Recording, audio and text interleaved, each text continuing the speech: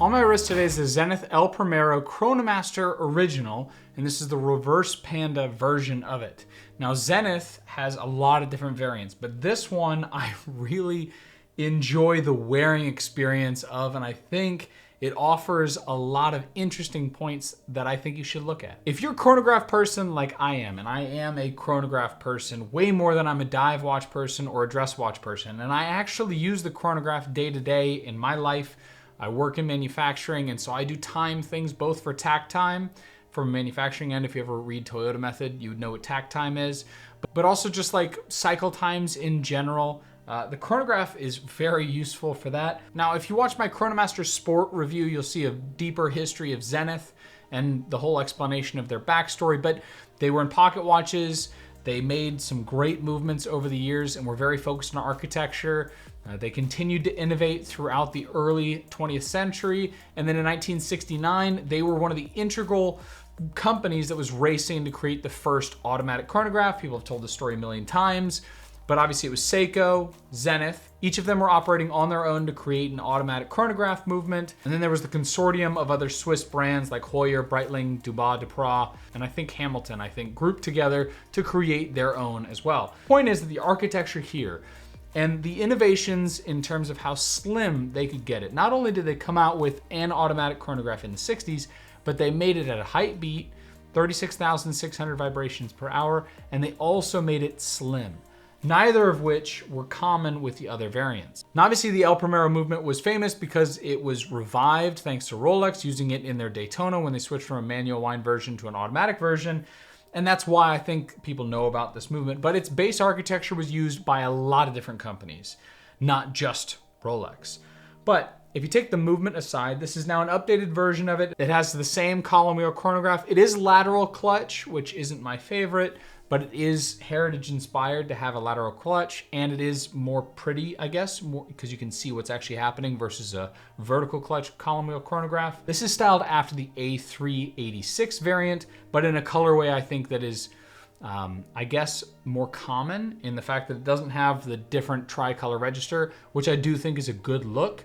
This has definitely more of a driver's standard aesthetic with the oversized subdials and the black dial, so a reverse Panda style. Now this right here, I can see myself actually in the camera, so I can see how it looks on my wrist. This is why I love this watch.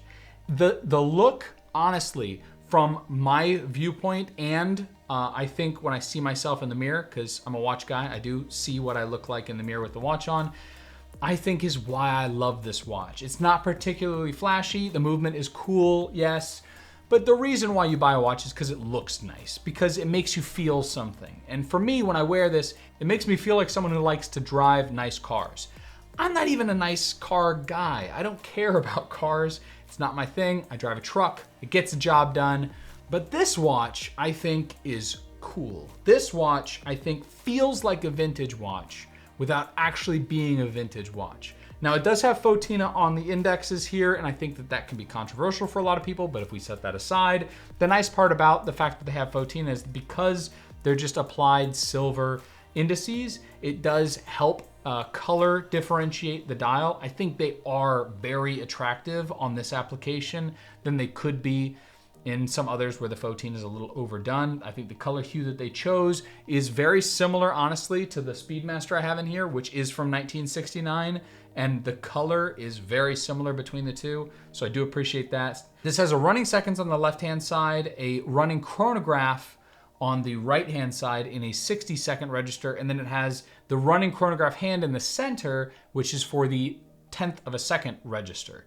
So when you click it, the chronograph hand goes crazy and it's following every 1/10 of a second. When you stop it, it obviously stops on the 1/10 of a second mark. So you can see exactly what that looks like. Lug to lug is comparable. When it's on the bracelet, it is a little wide at close to 52-ish, 51.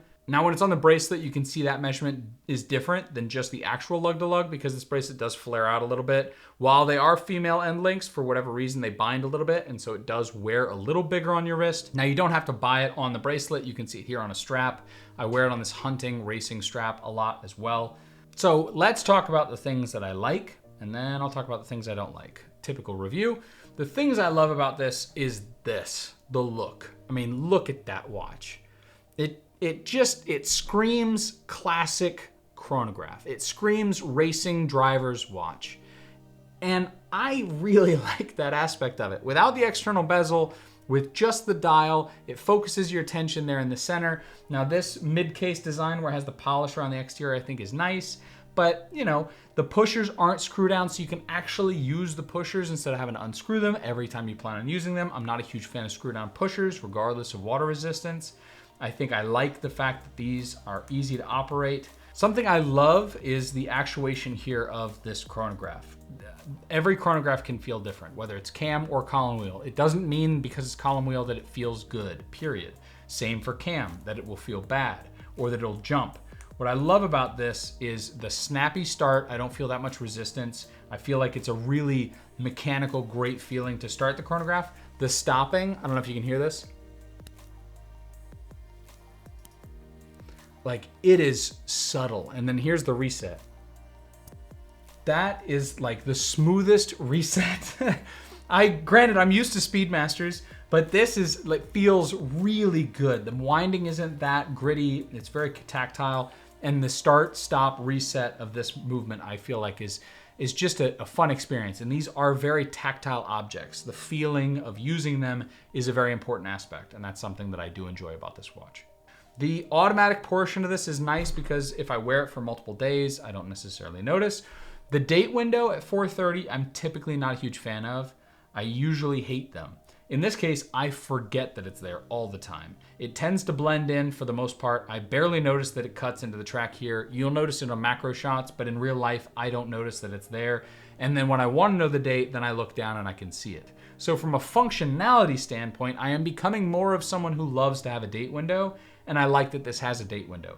This is definitely a watch I would wear most days. This feels like a watch that is very easy because of how light it is, and I have the specs for the weight on the screen. Because of how light it is, because of how wearable it is, it feels like a watch I could very easily wear all the time and not think anything about. It's been the watch I pull out of the box more often than just about everything else in there right now, which I didn't expect. Now, how did I get it is actually a fun story. I got it at auction, and shout out to the 4 different people I met at that auction. And then at that auction, I was able to purchase this and bid on it, which was a fun experience. If you haven't gone to a watch auction, you should. And that kind of leads into things I don't like. Now, this watch, while I got it at auction, got it for a good price, the retail price around the Zenith watch is comparable to what people are asking for high-end automatic chronograph watches. That is true. But for the most part, the problem is that you take a hit. Zenith isn't that popular of a brand. So you'll probably take a hit if you buy it at retail, unless it's at a discount, and then sell it afterwards. And to be fair, I'm not saying everyone sells their watches and that value retention is everything, but it is a factor because I sell a lot of the watches that I buy because I want to buy something else. I want to experience these things. This hobby is about trying out new things. I have a Panerai I think I just released a video on that I never thought I would buy. And I think you have to be able to experience other watches, and sometimes you have to sell watches in order to experience them. Some people buy them and keep everything they buy, and that's fine. It's great for you. For me, I sell things a lot of the time, and so buying secondhand is a better, safer bet if I know I'm going to lose, $500, $600 on a watch versus $3,000. The bracelet is not my favorite. It's fine. It's okay. But the fact is that it looks like an oyster bracelet, right? In the fact that it has this closure clasp here, but it's not an oyster bracelet because you can't lift the lock here. You can't actually get your fingernail under there to try and lift it up. You have to pinch the sides and pull until it snaps open because it's just got a pressure lock built into the clasp. And I mean, it's okay, but I don't think it's really that nice for a $10,000 watch. I think the clasp definitely could have been refined. I even prefer a double pusher deployant style clasp over the way that I have to yank this open because I just feel like it's a little unrefined. That is not my favorite. The micro adjust is manual. Granted, there are a lot of micro adjusts in there, which I do think is nice. I don't like the polished center links here. I've never been a polished link guy, or frankly, that much polished surfaces in general, but definitely not on a bracelet because I will scratch the bejesus out of this thing in no time. I just wear my watches hard when it comes to scratches, and polished ones, man, do they scratch easy. And so I've been taking it off this bracelet and wearing it on a strap because I know I'm going to scratch the bracelet like crazy. The screws here are the 2-ended screws where you have to actually put a screwdriver in each side and then twist because one is basically a screw, and then one is a collar, or basically a sleeve with a threaded end. So you have to have 2 screwdrivers the same size to actually size this thing, which is a little bit of a pain. Just a note if you're out there buying it. So outside of those things, the watch is great. I really love the look. I love the watch. I've been wearing it all the time. I think it looks great on my wrist. It's become something I didn't expect to like nearly as much as I do. But if you're gonna buy it, like most Zenith right now in this market, you probably should buy it secondhand. Buy it pre-owned, let someone else take the hit, and then make sure that they filed the registered warranty to make sure you get all 5 years of the warranty. I would highly recommend that. I've heard some stories of people having issues with the El Primero movement early on where they had to send it in for service. And while Zenith does publish the prices of their service on the website, which I think is amazing, you should either plan that cost in just in case, or make sure you have a warranty to back it up. So I wouldn't buy it from a gray market dealer just to make sure that you have the warranty from Zenith. Again, unless you're planning to pay the service cost in case something goes wrong. So that is the Zenith El Primero Chronomaster Original. If you're out there looking, take a look at them, try them on. When I was walking in the display case, this caught my eye. And it's the only Zenith in there that caught my eye. And I love it. It's been really fun, really enjoyable to wear. Check out an auction, get out there and meet some watch enthusiasts. What do you guys think about Zenith in general? What do you think about the El Primero? Have you owned one? Any experiences? Let me know down below. I'll see you in the next one. Take care.